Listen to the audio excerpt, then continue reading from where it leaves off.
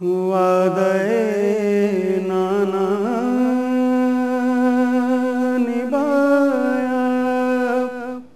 فاطمہ کے لال نے۔ نحمدہ ونصلی ونسلم علی رسولہ الکریم وعلی آلہ واصحابہ اجمعین، اما بعد فاعوذ باللہ من الشیطان الرجیم، بسم اللہ الرحمن الرحیم۔ ولا تقولوا لمن يقتل في سبيل الله اموات بل احیاء ولكن لا تشعرون، صدق اللہ العلی العظیم۔ قال اللہ عز وجل في شان حبیبہ ان اللہ وملائکتہ یصلون علی النبی یا ایہا الذین آمنوا صلوا علیہ وسلموا تسلیما، صلی اللہ علی النبی الامی وآلہ صلی اللہ علیہ وسلم، صلاۃ و سلاما علیک یا سیدی یا رسول اللہ وعلی آلک واصحابک یا سیدی یا نبی اللہ۔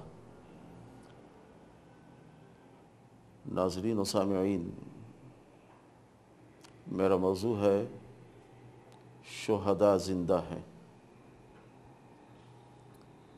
اللہ تعالیٰ اپنے مقدس کلام میں ارشاد فرماتا ہے وَلَا تَقُولُوا لِمَنْ يُقْتَلُ فِي سَبِيلِ اللَّهِ أَمْوَاتٍ، وہ جسے اللہ کی راہ میں قتل کر دیا جائے اسے مردہ نہ کہو، بل احیاء، بلکہ وہ زندہ ہے، وَلَكِنْ لَا تَشْعُرُونَ، لیکن تمہیں شعور نہیں۔ اس آیت میں شہداء کو زندہ کہا گیا ہے اور مردہ کہنے سے ممانعت کی گئی ہے کہ مردہ نہ کہو۔ ظاہر ہے کہنا زبان سے ہوتا ہے، ہو سکتا تھا کہ کوئی زبان سے مردہ نہ کہتا مگر دل سے مردہ سمجھتا، تو رب کائنات نے اپنے مقدس کلام کی دوسری آیت میں دل سے مردہ سمجھنے سے بھی منع فرما دیا۔ ارشاد الہی ہے وَلَا تَحْسَبَنَّ الَّذِينَ قُتِلُوا فِي سَبِيلِ اللَّهِ أَمْوَاتًا، وہ جنہیں اللہ کی راہ میں قتل کر دیا جائے انہیں مردہ گمان بھی نہ کرو، بل احیاء، بلکہ وہ زندہ ہے، عند ربہم یرزقون، اور وہ اپنے رب کے پاس رزق پاتے ہیں۔ پہلی آیت میں مردہ کہنے سے منع کیا گیا اور دوسری آیت میں مردہ سمجھنے سے منع کیا گیا۔ زبان پر بھی پابندی لگا دی اور دل پر بھی پابندی لگا دی، اور فرما دیا گیا کہ نہ تو زبان سے مردہ کہو اور نہ دل سے مردہ سمجھو، اس لیے کہ شہداء زندہ ہے۔ ہمیں اسی بات کو سمجھنا ہے کہ وہ لوگ جو اللہ کی راہ میں قتل کر دیے گئے، ان کے جسم کے ٹکڑے ٹکڑے ہو گئے، گوشت کا قیمہ بن گیا، روح جسم سے پرواز کر گئی، اس کے باوجود وہ زندہ کیسے ہیں؟ تو دیکھیے، زندگی اور موت کا خالق اللہ ہے۔ اللہ تعالیٰ نے ہی زندگی کو بھی پیدا کیا اور اسی نے موت کو بھی پیدا کیا۔ ارشاد الہی ہے خلق الموت والحیات، اللہ تعالیٰ نے ہی موت کو پیدا کیا اور اللہ تعالیٰ نے ہی زندگی کو پیدا کیا۔ تو موت اور حیات کا خالق اللہ ہے، اور اسی کی شان ہے ان اللہ علی کل شیء قدیر، بے شک اللہ تعالیٰ ہر چیز پر قادر ہے کہ وہ جو چاہے کر سکتا ہے۔ جو بات لوگوں کی نظر میں ناممکن ہو، محال ہو، رب کائنات اپنی قدرت کاملہ کے تحت اس ناممکن کو ممکن کر دکھاتا ہے اور محال کو وجود میں لے آتا ہے۔ اسی بات کو ہمیں سمجھنا ہے۔ دیکھیے رب کائنات ہر چیز پر قادر ہے، وہ چاہے تو ایسی چیزوں میں جن میں حیات نہیں ہوتی، زندگی نہیں ہوتی، بے جان چیزوں کے اندر جان پیدا کر دے، اور زندگی کے وہ تمام اوصاف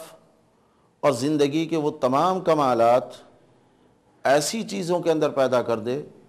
جن چیزوں کے اندر حیات اور زندگی نہیں ہوتی۔ آئیے اسی بات کو سمجھنے کے لیے ہم صحیح بخاری سے نبی پاک صلی اللہ تعالیٰ علیہ وسلم کا یہ واقعہ بیان کرتے ہیں کہ حضور پاک صلی اللہ تعالیٰ علیہ وسلم مسجد نبوی شریف میں کھجور کے ایک خشک تنے کے ساتھ ٹیک لگا کر جمعہ کا خطبہ ارشاد فرماتے۔ اس کے بعد ایک انصاریہ صحابیہ عورت نے حضور پاک صلی اللہ علیہ وسلم کے لیے لکڑی کا ممبر بنوایا۔ جمعہ آیا، حضور سرور دو جہاں باعث کون و مکان صلی اللہ علیہ وسلم لکڑی کے اس ممبر پر تشریف لے گئے اور اس پر کھڑے ہو کر آپ نے خطبہ ارشاد فرمایا۔ جیسے ہی خطبہ ہونے لگا، دوران خطبہ ایک دردناک رونے کی آواز آنے لگی۔ صحابہ کرام حیران ہو گئے، ادھر ادھر دیکھتے ہیں مگر رونے والا نظر نہیں آتا، لیکن آواز ہے رونے کی، دردناک رونے کی آواز آ رہی ہے۔ اور صحابہ کرام نے اسے یہاں تک تشبیہ دی کہ وہ ایسی دردناک رونے کی آواز تھی جیسے کسی اونٹنی کا بچہ گم ہو جائے اور وہ اپنے بچے کے گم ہونے پر روئے۔ بعض صحابہ نے اسے یوں تشبیہ دی کہ وہ ایسی دردناک آواز تھی کہ قریب تھا کہ اس کی دردناکی سے ہمارے جگر پھٹ جاتے۔ نبی پاک صلی اللہ تعالیٰ علیہ وسلم نے جب اس رونے کی آواز کو سنا تو آپ تو رحمت کائنات ہیں، ہر چیز پر رحمت کرنے والے ہیں، آقا دو عالم علیہ السلام یہ کب برداشت فرماتے کہ کوئی رونے والا روتا رہتا۔ آقا دو عالم علیہ السلام نے خطبے کو چھوڑا، ممبر سے اترے اور کھجور کے اس خشک تنے کے پاس تشریف لے گئے، اور اس کے پاس تشریف لے جانے کے بعد آپ نے اپنا رحمت بھرا ہاتھ اس کھجور کے خشک تنے پر دھر دیا۔ کھجور کے خشک تنے پر جیسے ہی آپ نے ہاتھ دھرا، اور دوسری روایت میں حضور پاک صلی اللہ علیہ وسلم نے اسے اپنے سینے سے لگایا۔ ہم دونوں میں یوں تطبیق دیکھتے ہیں کہ آقا دو عالم علیہ السلام نے پہلے اپنا رحمت بھرا ہاتھ اس پر دھرا اور پھر فرط محبت سے اسے اپنے سینے سے لگا لیا۔ اسے پتہ چلا جو آقا دو عالم علیہ السلام سے سچی محبت کرتا ہے، آقا دو عالم علیہ السلام کا سچا چاہنے والا ہوتا، اگرچہ وہ بے جان بھی ہو، مگر ایک دن آتا ہے آقا دو عالم علیہ السلام اپنا رحمت بھرا ہاتھ اس کے سر پر دھر دیتے ہیں اور اسے اپنے سینے سے لگا لیتے ہیں۔ جیسے ہی آپ نے اس پر اپنا رحمت بھرا ہاتھ دھرا، وہ ہچکیاں لینے لگا، جیسے کہ بچہ رو رہا ہو اور روتے ہوئے اس کی ماں اسے اپنے سینے سے لگا لے تو وہ رونے سے چپ ہونے سے پہلے ہچکیاں لیتا ہے، وہ بالکل اسی انداز سے ہچکیاں لینے لگا۔ آقا دو عالم علیہ السلام نے ارشاد فرمایا، اے کھجور کے خشک تنے، اگر تو چاہے تو میں تجھے جیسے دنیا میں تو پہلے ہرا بھرا درخت تھا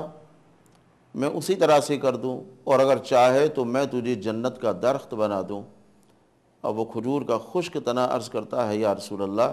صلی اللہ علیہ وسلم، آپ مجھے جنت کا درخت بنا دیجئے تاکہ اللہ کے اولیاء میرا پھل کھایا کریں۔ آقا دو عالم علیہ السلام نے کھجور کے اس خشک تنے کو وہاں سے کٹوایا اور کٹوانے کے بعد اپنے ممبر کے نیچے دفن کرا دیا۔ حاضرین محترم، ناظرین و سامعین کرام، یہ وہ واقعہ ہے، دیکھیے کھجور کی خشک لکڑی ہے، اس میں جان نہیں ہوتی، لیکن آقا دو عالم علیہ السلام کی صحبت کی برکت سے، آپ کی صحبت کے فیض سے اس بے جان کے اندر جان پیدا ہو گئی، اسے غم لاحق ہوا، اس نے آقا دو عالم علیہ السلام سے باتیں کی، وہ آقا دو عالم علیہ السلام کے فراق میں رونے لگا، آقا دو عالم علیہ السلام سے اپنا مدعا عرض کیا، اس نے دنیا اور آخرت کی پیچیدگیوں کو بھی سمجھا۔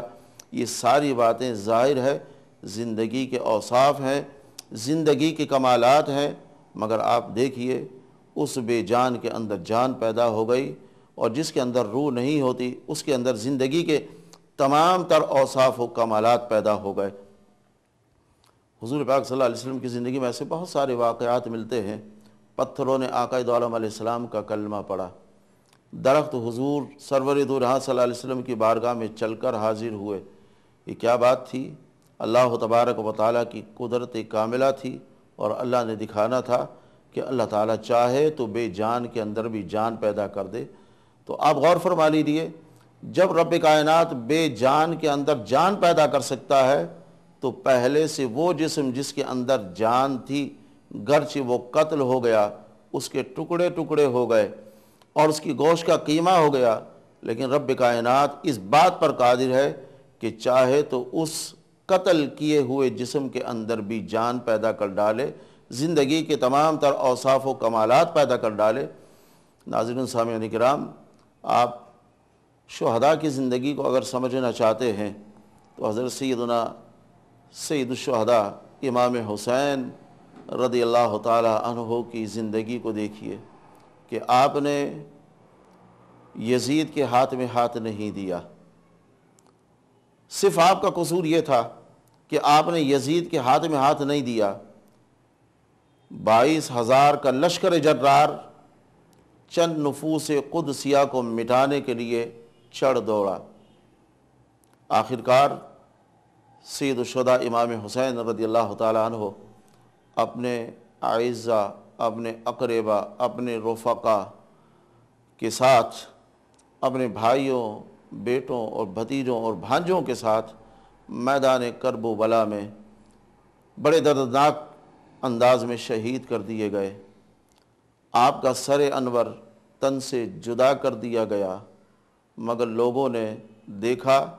کہ جسم تو کرب و بلا کے میدان میں رہا اور سر انور